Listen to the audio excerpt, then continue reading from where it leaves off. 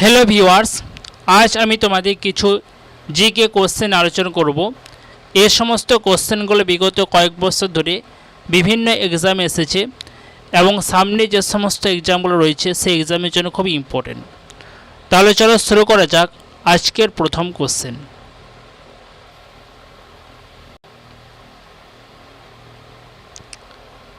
দেখো, কোশ্চেন বলেছে কার রাজত্বকালে ফতেপুর সিক্রি নির্মিত হয়?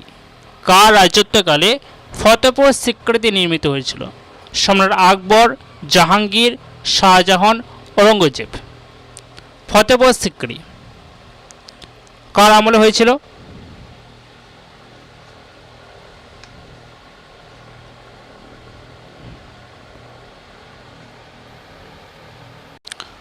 সম্রাট আকবর ফতেপুর সিক্রি নির্মাণ করেছিলেন।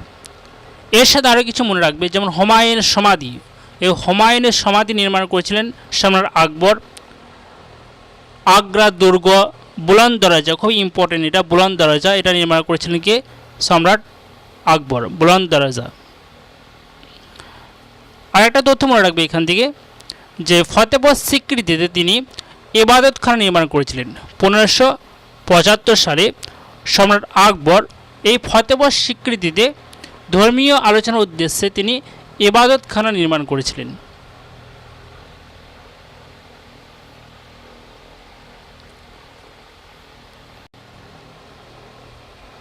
নেক্সট কোশ্চেন দেখো, বলেছে প্রথম রাজীব গান্ধী খেল রত্ন পুরস্কার কে পায়? প্রথম রাজীব গান্ধী খেল রত্ন পুরস্কার রাহুল দ্রাবিড়, মিলখা সিং, সচিন তেন্ডুলকর, বিশ্বনাথ আনন্দ। প্রথম রাজীব গান্ধী খেল রত্ন পুরস্কার এটা পেয়েছিলেন বিশ্বনাথ আনন্দ। অপশান ডি হচ্ছে সঠিক অ্যান্সার, বিশ্বনাথ আনন্দ।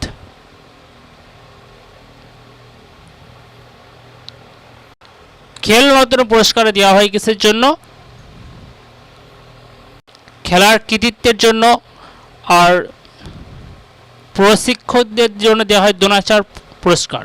দ্রোণাচার্য পুরস্কার দেওয়া হয় প্রশিক্ষকদের।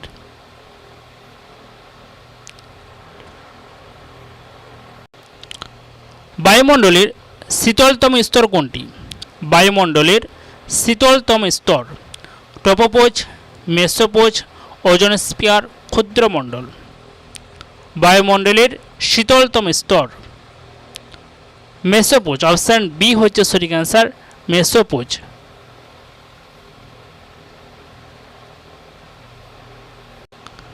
নেক্সট কোশ্চেন দেখো, বলেছে নিচের কোন ধাতুর আকরিক হচ্ছে অ্যাজোরাইট? অ্যাজোরাইট কোন ধাতুর আকরিক? Zinc, copper, tin, magnesium. Azurite, malachite, এগুলো কোন ধাতুর আকরিক? ম্যালাকাইট।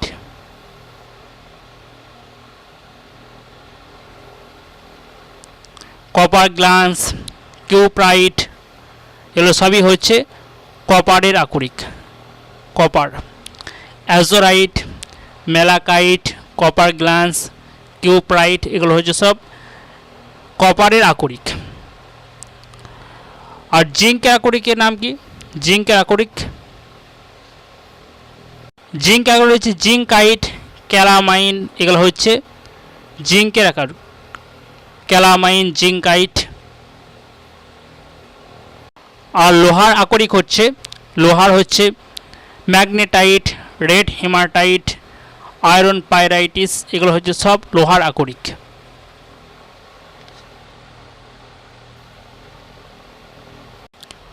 দু সালে গ্রীষ্মকালীন অলিম্পিক কোথায় অনুষ্ঠিত হবে? 2024 সালে গ্রীষ্মকালীন অলিম্পিক কোথায় অনুষ্ঠিত হবে? Rome, New York, Paris, London. 2024 সালে গ্রীষ্মকালীন অলিম্পিক এটি অনুষ্ঠিত হবে প্যারিসে। অপশান সি হচ্ছে সঠিক অ্যান্সার, প্যারিস।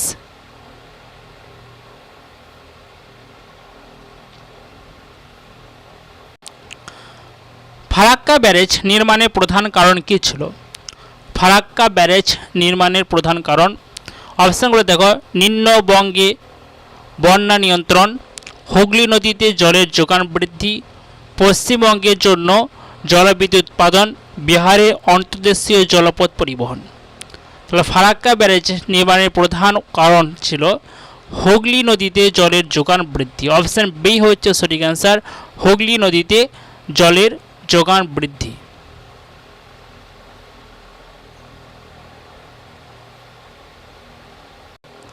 নিচের কোনটি লাফিং গ্যাস নামে পরিচিত? নিচের কোনটি লাফিং গ্যাস নামে পরিচিত? Nitric oxide, nitrous oxide, nitrogen pentoxide, nitrogen. লাফিং গ্যাস, এই লাফিং গ্যাস কাকে বলা হয়? লাফিং গ্যাস হচ্ছে নাইট্রাস অক্সাইড। অপশন বি হচ্ছে সঠিক অ্যান্সার, নাইট্রাস অক্সাইডকে লাফিং গ্যাস বলা হয়।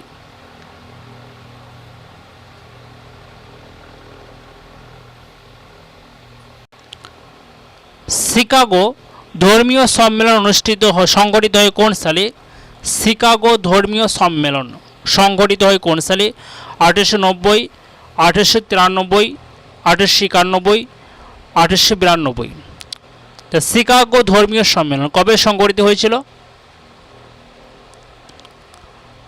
তাহলে অপশন বি হচ্ছে সঠিক অ্যান্সার, 1893 সালে। 1893 সালে।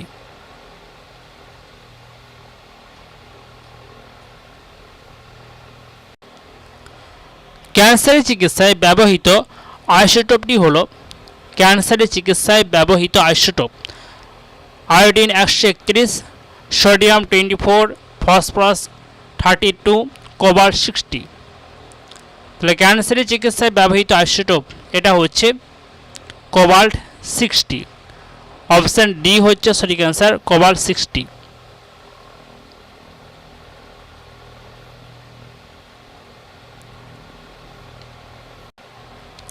নেক্সট কোশ্চেন দেখো বলেছে হিমোগ্লোবিনে কোন ধাতুটি উপস্থিত?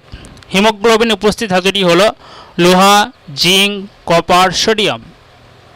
হিমোগ্লোবিন কোন ধাতু থাকে যার কারণে রক্তের রঙটা লাল হয়? হিমোগ্লোবিনে লোহা থাকে। অপশন এ হচ্ছে সঠিক অ্যান্সার। আর হিমোসায়ানিন এটা হচ্ছে তাম্র ঘটিত রক্ত।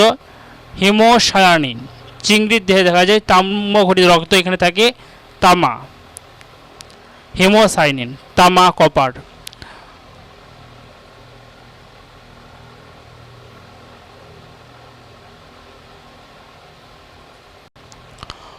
করবা তাপবিদ্যুৎ কেন্দ্র কোথায় অবস্থিত? করবা তাপবিদ্যুৎ কেন্দ্র কোথায় অবস্থিত? হরিয়ানা, পাঞ্জাব, দিল্লি, ছত্তিশগড়। করবা তাপবিদ্যুৎ কেন্দ্র অবস্থিত হচ্ছে ছত্তিশগড়ে। অপশন ডি হচ্ছে সঠিক অ্যান্সার, ছত্তিশগড়।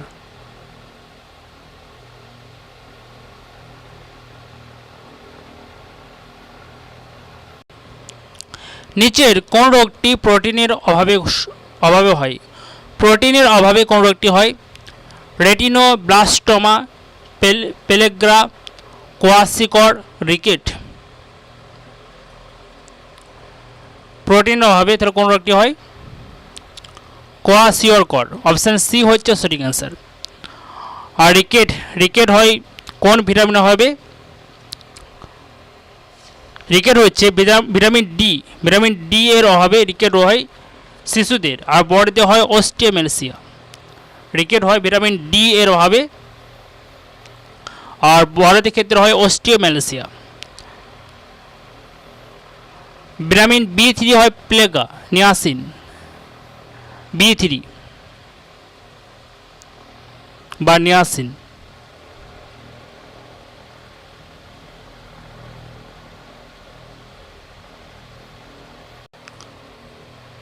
কোন সংবাদপত্রে বয়কট সর্বপ্রথম ঘোষিত হয়? বয়কট সর্বপ্রথম ঘোষিত হয় কোন সংবাদপত্রে? সঞ্জীবনী, হিতবাদী, যুগান্তর, অমৃতবাজার পত্রিকা।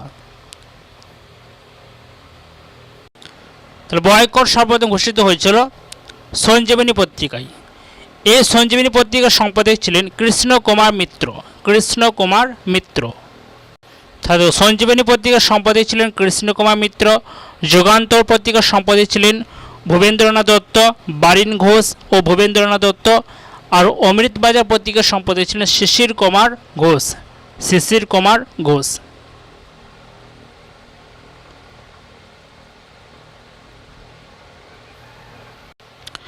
নিম্নের কোনটি সংবিধানের মৌলিক অধিকার হিসাবে স্বীকৃত নয়? মৌলিক অধিকার হিসাবে স্বীকৃত নয় নিচের কোনটি? সাম্যের অধিকার, শোষণে বৃদ্ধির অধিকার, যথেষ্টভাবে জীবিকা অর্জনের অধিকার, ধর্মীয় স্বাধীনতার অধিকার। তাহলে আমরা অপশন থেকে বুঝতে পারছি যে মৌলিক অধিকারের তালিকার মধ্যে পড়ে না কোনটা? যথেষ্টভাবে জীবিকা অর্জনের অধিকার। অপশন সি হচ্ছে সঠিক অ্যান্সার, যথেষ্টভাবে জীবিকা অর্জনের অধিকার। তাছাড়া সাম্যের অধিকার, শোষণের বিরুদ্ধে অধিকার, ধর্মীয় স্বাধীনতার অধিকার, এগুলো সবই হচ্ছে মৌলিক অধিকার। সাম্যের অধিকার এটা হচ্ছে আর্টিকেল 14 থেকে 18। আর্টিকেল 14 থেকে 18 হচ্ছে সাম্যের অধিকার। শোষণের বিরুদ্ধে অধিকার হচ্ছে আর্টিকেল 23 থেকে 24। আর্টিকেল 23 থেকে 24 হচ্ছে শোষণের বিরুদ্ধে অধিকার, এবং আর্টিকেল 25 থেকে 28 হচ্ছে ধর্মীয় স্বাধীনতা অধিকার। 25 থেকে 28 ধর্মীয় স্বাধীনতা অধিকার।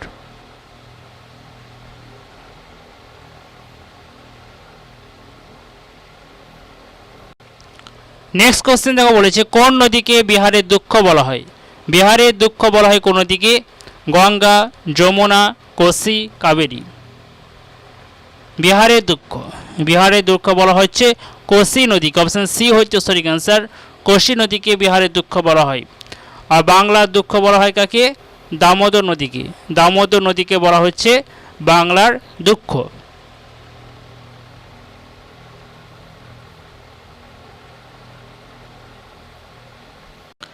নেক্সট কোশ্চেন, সিয়াচেন হিমবাহ কোন পর্বত শ্রেণীতে অবস্থিত? সিয়াচেন হিমবাহ, এই সিয়াচেন হিমবাহ হচ্ছে ভারতের দীর্ঘতম হিমবাহ। সিয়াচেন হচ্ছে ভারতের দীর্ঘতম হিমবাহ, এটা মনে রাখবে। ভারতের দীর্ঘতম হিমবাহ হচ্ছে সিয়াচেন। এটি কোন পর্বতশ্রেণীতে অবস্থিত? ভারতের দীর্ঘতম ৭৫ কিমি, এটা মনে রাখবে ৭৬ কিমি। তাহলে এটি কোন পর্বতশ্রেণীতে অবস্থিত? Karakoram, Karakoram range. Option C হচ্ছে সঠিক অ্যান্সার, কারাকোরাম রেঞ্জ।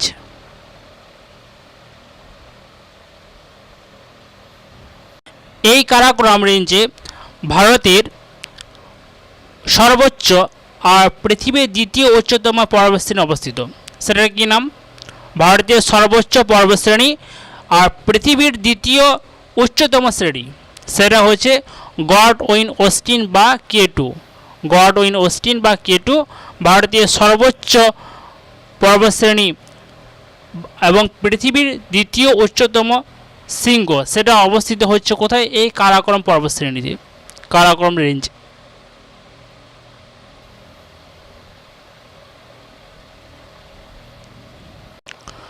সমাজতন্ত্রী এবং ধর্মনিরপেক্ষ শব্দ দুটি কততম সংবিধান সংশোধনী আইনের মাধ্যমে অন্তর্ভুক্ত করা হয়? সমাজতন্ত্রী এবং ধর্মনিরপেক্ষ এই শব্দ দুটি কততম সংবিধান সংশোধনীর মাধ্যমে ভারতীয় সংবিধানের অন্তর্ভুক্ত করা হয়েছিল? ৩৮তম, ৪২তম, ৪৪তম, ৩৬তম। তাহলে অপশন বি হচ্ছে সঠিক অ্যান্সার, ৪২তম। এটা হয়েছিল ১৯৭৬ সালে, সালটা হচ্ছে ১৯৭৬।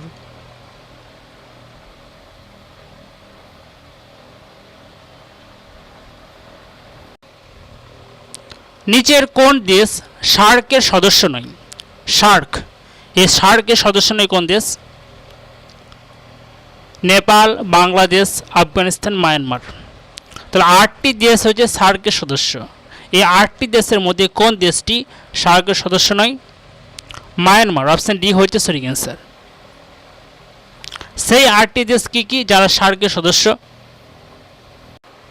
আফগানিস্তান, বাংলাদেশ, ভুটান, ইন্ডিয়া, মালদ্বীপস, নেপাল, পাকিস্তান এবং শ্রীলঙ্কা। এই ৮টি দেশ হচ্ছে সার্কের সদস্য। সার্ক প্রতিষ্ঠিত হয়েছিল কত? ১৯৮৫ সালে ৮ ডিসেম্বর। এর হেডকোয়ার্টার হচ্ছে কাঠমান্ডু, নেপালে অবস্থিত। এর হেডকোয়ার্টার হচ্ছে কাঠমান্ডু, নেপালে অবস্থিত।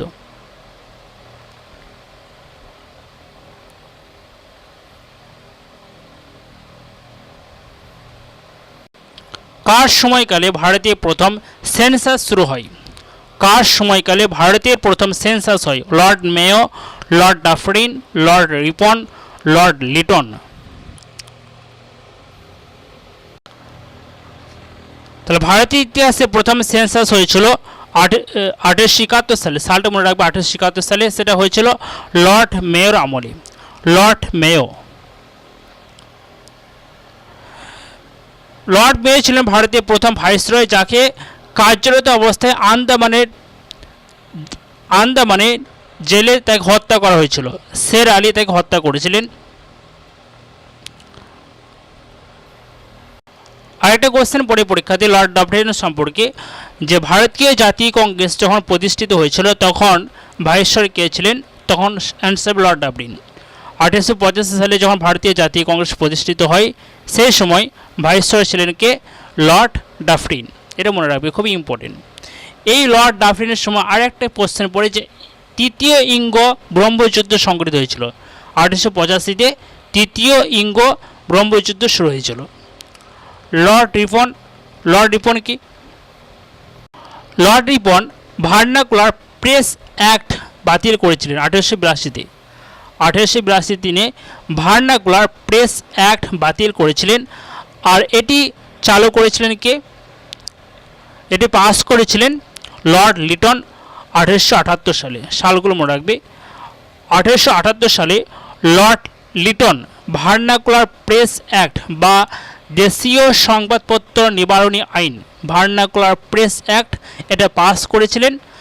আর লর্ড রিপন 1882 সালে এই ভার্নাকুলার প্রেস অ্যাক্ট বাতিল করেছিলেন।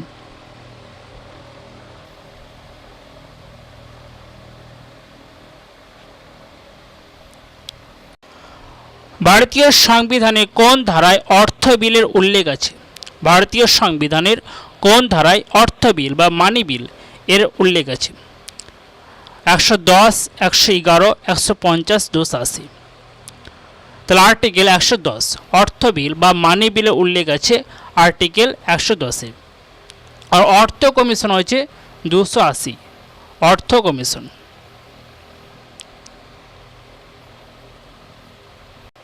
আর সংসদে রাষ্ট্রপতির অনুমতি ছাড়া অর্থ বিল পাস করা যায় না।